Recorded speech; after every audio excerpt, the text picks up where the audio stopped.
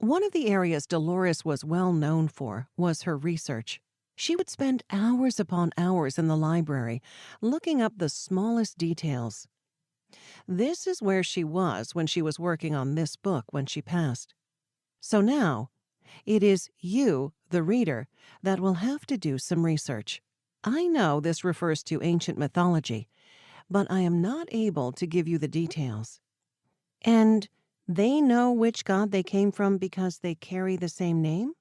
Yes, And they let your people live with them sometimes. we help them when that we are able, and for this it is considered good, because the old ones, they have smiled upon us too, and know that we mean them no harm.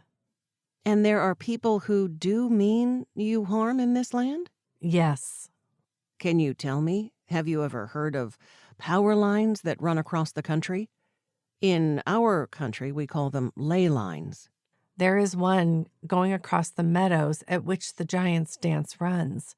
It is at an intersection of such lines that you speak of.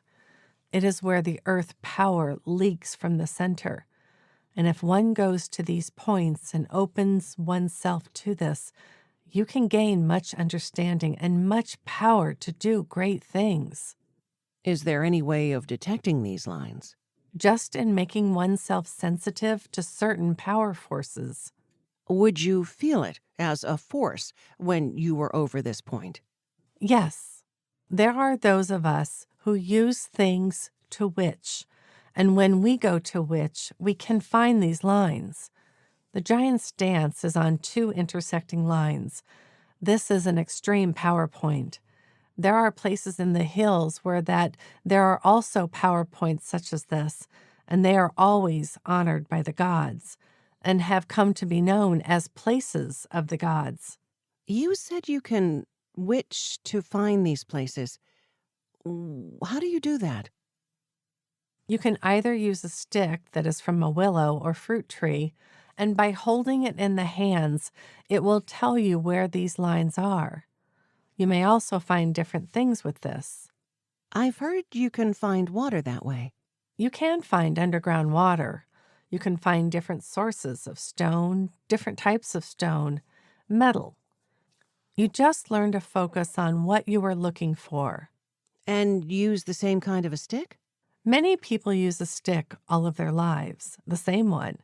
The willow has very good energy lines that run through it, and it is very sensitive to things. And it is also more limber, and therefore rides easier.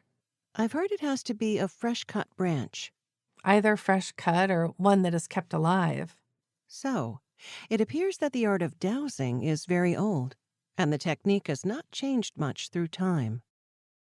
You possess much knowledge of many things that you can tell us that we don't know. It's very good of you to share it with us, because we won't use it in a bad way or tell anyone.